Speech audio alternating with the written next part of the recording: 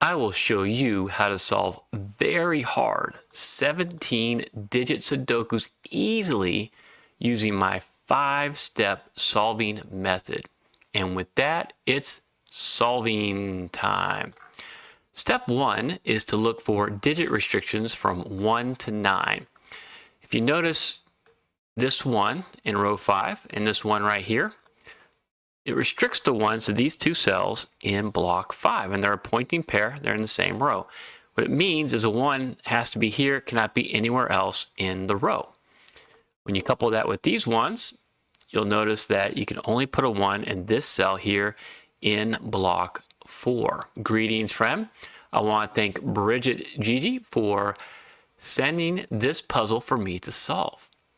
You may notice that it only has 17 starting digits, which is the absolute minimum for a classic Sudoku with one unique solution. I will show you how to easily solve these 17-digit hard Sudokus using my 5-step solving method. So continue on with step 1, looking for digit restrictions from 1 to 9. You might notice with this one and this one, you can solve for 1 here in block 9, and then with these two ones and these two ones, the only place left for a 1 in block 7 is right there. And then if you follow this one up here in block 1 and the 1 in column 6, you end up with another pointing pair of 1s in block 2. Use that with these ones, and you can mark and see in these two spots, because of these two ones, you can solve for 1 there in block 3. That is all the marking and solves you can do with the 1s. And look how much progress you've already made in the 17-digit Sudoku. With the 2s, I'll show you a trick you can use over and over again. You'll see it pop up in 17-digit Sudokus. So with the 2s, you might notice that you have a 2 here and a 2 here. So the 2s are restricted to these two cells in block 1. However, using my technique I call double scanning, you might also notice the 2 and the 7 are in the same row, and the 2 and the 7 are in the same column. So the 7 would be restricted to the same two cells as well. This makes them a hidden pair. Since the 2 and 7 have to be somewhere in block 1, and they're the same two cells, nothing else can be in those two cells. So you can mark a 2-7 hidden pair. You'll see hidden pairs all throughout 17-digit Sudokus. It's one way that adds a little bit of, I call girth, to the Sudoku and helps you with the solving. There's no other marks you can make with the 2s. You do not want to mark any block where a 2 can appear more than 2 times. That'll clutter up the grid and will not help you find the restrictions you need to solve this faster. So we move on with the 3s. You might see with these two 3s, there's only one place for a 3 in block 4, and then with these 3s, one place for a 3 in block 5, so you can solve that. And now using that double scanning, with this 3 cutting across, and the 7 restricts the 3 and the 7 to these two cells here. So this is another hidden pair 3-7. And if you're just not familiar with terms like hidden pointing pairs, I cover it all in my free Sudoku solving guide you can get from the pinned comment. But what this does is now these 3s and 7s act as pointing pairs as well. A 3 has to be in one of these spots, cannot be anywhere else in the column. So no 3s can be there. You already have a 3 in column 7, so you can mark 3s here now in block 3. Other thing you can do is you can mark this 289 as a locked triple in block 9. It means it's a triple of 3 cells in the block and in the row. 289 cannot be anywhere else along this row. Just like the hidden pairs, these types of locked triples, very valuable in 17-digit Sudokus. This is how you're going to find those restrictions you need to solve. Okay. Also with the 3s, I'll give you a little bonus tip here. You might think you're done with the 3s, but if you mark these 3s and then looked over in block 2, you might notice with this 3 here, the 3s in blocks 2 and 3 are restricted to rows 1 and 3. right? A 3 can't be here or here in these two, in this row, in these two blocks. So where can a 3 be in row 2? You have to have at least one. Well, it's got to be in one of these 3 cells, right? But since you have a 3 here and a 3 here, this is a hidden single 3. So you can actually solve that for 3 if you happen to notice the restriction when you look across the row. A little bit harder to spot because you're comparing individual blocks for the row, but it's right there. Just need to look for it. Okay, move on to the 4s. With all these 4s looking into block 6, you can solve for 4 right there. Follow these two 4s, solve for a 4 in block 4.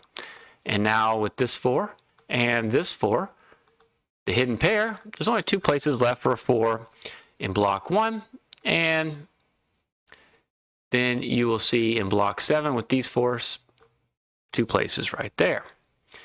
That's all the marks you're going to be able to make with the 4s. Move on to the 5s. And again, you want to use a little double scanning here. This 5, 6 right there, and this 5, 6 right there, where can the 5s and the 6s be in block 7? Can only be in these 2 cells. So you can just mark that center mark as a hidden pair right there. So the 5, 6 have to be somewhere in block 7, same 2 cells. The 5, 6 is there. It restricts the 5 and 6 to these 2 cells now in block 8. And so you notice 2, 8, 9 have to be in these 3 cells, right? One of them has to be a 2, one has to be 8, one has to be a 9. 5 and 6 have to be in these 2 cells. You have the 1, 3, 7 here. The only thing left in the row to solve is 4. So that has to be your 4. And now you can use that to displace this 4 and solve for 4 in block 1. You see just how much progress you're making already in this puzzle. And now with the 5s, no other marks or solves except if you see right here. You can solve that for a 5. But you got 3 spots here, 3 spots there. You don't want to mark those at this time. Move on to the 6s. And there's going to be nothing else you can do with the 6s, not enough restriction there. So move on to the 7s. You might notice that you just have that 2, 7 hidden pair in block 1 with the 7s for now. And then the 8s, interesting. A couple ways you can look at this. With this 8, either you see the 8s cover all 3 of these cells in row 5, and you can solve for an 8 right there. Or you could look over here and go, wait, this is a pointing triple, right? 8's going to be one of these 3 cells, which restricts it from everywhere else in row 6. And you can solve that for an 8. Either way works. Remove an 8 as a possibility there, and then mark these 2 cells with corner marks that they could possibly be 8s. That is it with the 8s. Move on to the 9s. And you'll notice I can't click on 9s because there's no given 9s in this puzzle. But that doesn't mean there aren't any restrictions. If you look across row 5 now, you have a 1, 2, 3, 4, 5, 8. And these 3 cells in the block and in row 5, they can only be a 6, 7, and a 9. This is another locked triple. So it's a 6, 7, 9 for row 5 and for block 5. Since you already have a 7 there, you can restrict the 7s to those 2 cells. And what it does is now it only leaves 3 cells remaining in block 5 to mark. So they have to be a 1, 2, and a 5. And since you already have a 1 in the column, and you have a 2 in that column, you can mark and restrict the 2s right there. So very valuable. This is all just part of step 1 in the solving method. And look how much you've added to this grid. So now step 2 is to go back through with any solves and catch any of the easy solves you might have missed. Because remember, you're going from digits 1 through 9. So if you made a mark like with this 8 here, well, there might be something with the 1 through 7 that you didn't catch the first time around. And sure enough, you'll notice by solving these 4s, you can actually put a 4 here in block 2. And then with these 4s, solve for a 4 in block 8 and finish up the 4s. With the 6s, with this 6 cutting across, 6s are like a pointing triple. You might notice 6 has to be one of these 2 cells, right? Well, you have a 6 here, so you can solve for 6 as a hidden single here in block 3.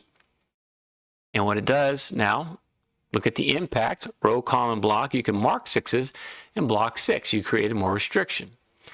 And then with the 5s, you want to kind of focus back here because you keep adding digits to row 2. You have a 1, 2, 3, 4, 6, 7. You just need a 5, 8, 9. Well, 5 can't be here and a 5 can't be there. Only place a 5 can go in row 2 is right there. So you want to mark that.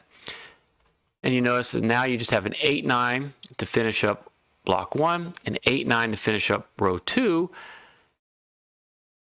And you've made a lot of restriction there. But this 5, you're not done. Because that 5 means that's going to be a 6, that's going to be a 5. And now with these 6s, you can solve for 6 right here. And the impact is you displace this 6, solve this cell now for a 6. And then this 8, 9 finishes up column 2. So look at the impact row, column, block as you're making these marks. Then you might see with these 2s, it can't be in this cell. You can mark 2s here in block 6. And the 2s have to be one of these 2 spots in block 7. And the only other marks you can make really are these 5s right here in block 3. And then with this 8 right there, you can mark 8s in block 4. There's no other marks you can make with the 9s. So we kind of went through step 2, get some easy solves, and you probably notice you made a lot more solves by doing that step 2. You don't want to skip that because otherwise you're going to mark up this grid and waste a lot of time. So let's move on to step 3. Step 3 is look for pairs and triples.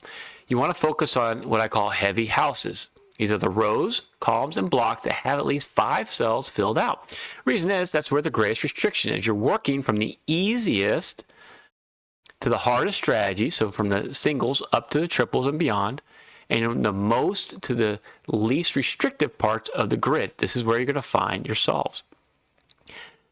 So you notice here in block 4, you only have 3 cells remaining, so that'd be a 7, 8, 9. You can fill that out. You might notice in block 6, you just have a 2, 7, 9, and this can't be a 2. And then in block 7, 2, 8, 9. And what you were doing is you're filling these out, and then you're going to compare and see if there's more restriction, if there's another, naked pair or a triple that you could use to do more solving. Unfortunately, that's it.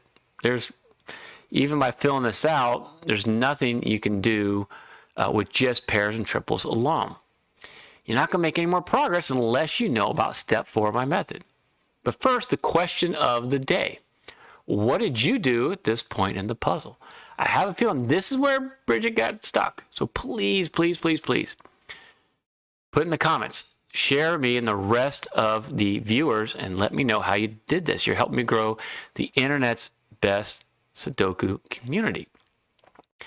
So step 4, once you get stuck, look for pairs and triples in the normal marking. It's to look for advanced strategies.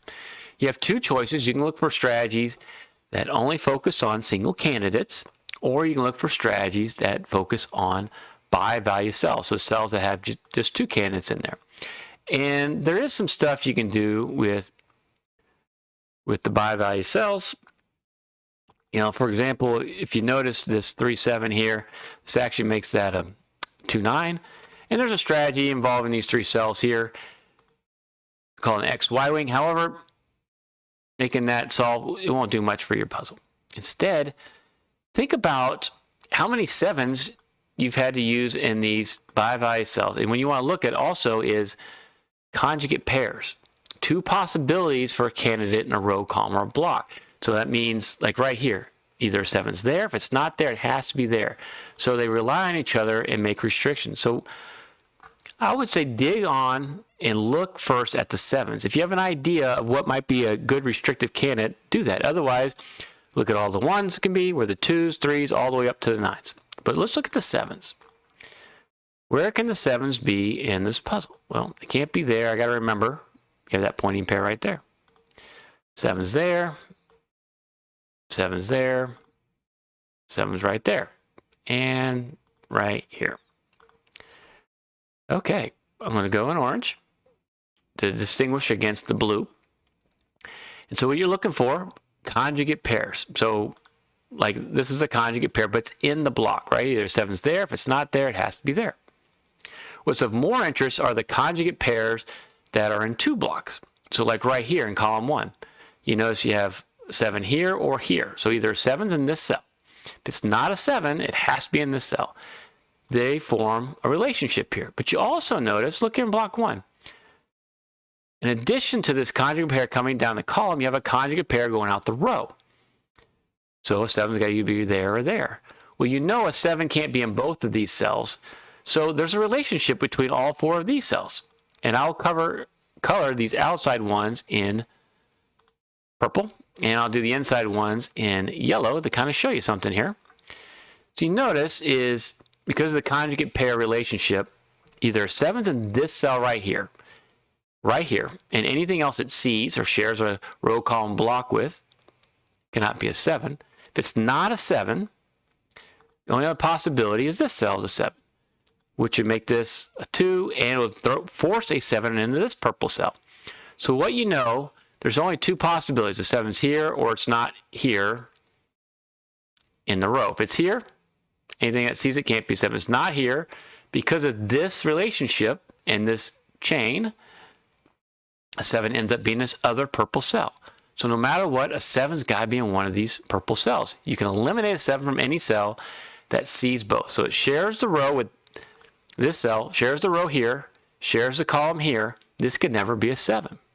And another way to show this is to put a 7 there. What you would see would happen really quickly is those wouldn't be 7's, right? And then the only place for 7 in row 1 is right here. But the only place a 7 in column 1 is right there. That would break the puzzle. You don't want that. So this strategy is called a 2-string kite. You notice how this is kind of like the head of the kite in block 1. These are kind of like the wings as it goes out. And then the string that ties it together is this cell right there. So what you can do with this 2-string kite is remove a 7 from this cell, and you know that you can solve it now for a 9, and this is huge. So use the coloring to help yourself out. If this is a 9, it can't be a 7. There's only one colored cell in block 6, so you know this has to be your 7, and that's going to be your 2. And get rid of the color here, and you'll see that this now has to be a 9, which is not a 7, and the 7's would be part of a 7-8 pair right there. Awesome. Okay, so we use that 2-string kite, making some progress, making some marks, but you want to see, is that enough? Can we do more with this, or do you need to look for another advanced strategy? You might have to look for another advanced one. But look at the impact row, column, block. With this 9, that now has to be a 2. And you can eliminate the 2's there, get an 8, 9 right there. Now follow the 2's. What does that mean? Well, it means a 2 can only be here in block 3. Well, wait a minute. Now you can disambiguate the 7 and 2 right there. You can clear up the 8 and the 7 right there. This now can't be a 2 or a 9. That has to be an 8. This is a 9. This is going to be your 2. This is going to be a 9, and that's going to be an 8. And this 9 means this is going to be an 8. Well, that's 9, and that's an 8. Okay, you're making some progress here. You can move on to step 5 now. Hunt down the marks. Once you've passed the hardest part of the puzzle and you start solving, look at where your marks were that you made and continue the solve. So, for example, you can look up here in column 8. You only have 2 digits remaining, a 3 and a 7. Well, you solved the 7 there, so this has to be your 7. It displaces that 3. Okay, with the 2's. With all these 2's, you can solve for a 2 right there. It means this has to be a 5, displacing that 2, displacing that 1. With this 1, you can displace the 1 and solve for a 1 right there. See how that works? And you just want to continue to find these solves. With these 3's and this 3, solve for a 3 right there.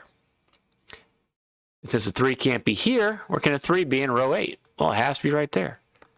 Disambiguating the 3 and the 7 right there. Nice. And now these 7's means this has to be your 7. And you can displace that 7. Just look for another mark. See if you can make a solve. And you'll see how quickly you'll get through this puzzle. Row 1, you have a 1, 2, 3, 4, 6, 7, 8. You need a 5 and a 9. Well, the 5 right there, using my right angle trick, that's a 9.